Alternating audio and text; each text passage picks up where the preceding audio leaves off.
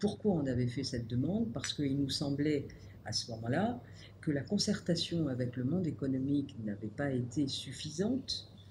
euh, qu'on avait nous-mêmes un certain nombre de craintes concernant le caractère inflationniste de la mise en place de la TGA. Il ne nous reste plus qu'à espérer que le gouvernement s'aperçoive du passage en force de cette réforme profonde de la fiscalité euh, et qu'il s'octroie le temps nécessaire pour à la fois concerter de manière plus sérieuse ce monde économique,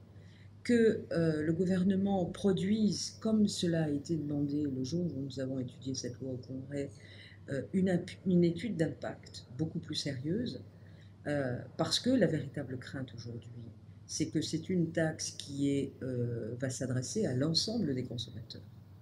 Et que forcément, s'il y a un caractère inflationniste, c'est tout le monde qui va payer. Alors que des milliers de gens sont descendus dans la rue. Alors l'effet de demande de deuxième lecture,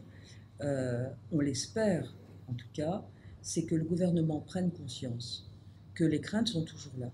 que l'étude d'impact n'a pas été vraiment réalisée et que le monde économique est quelque part aux abois. À partir du moment où le gouvernement prendra en compte ces considérations, eh bien sans doute qu'il reverra le texte, en tout cas c'est ce qu'on souhaite, l'amendera de manière à satisfaire le plus grand nombre, et puis surtout que le gouvernement nous réponde sur une question qui est cruciale, qui est celui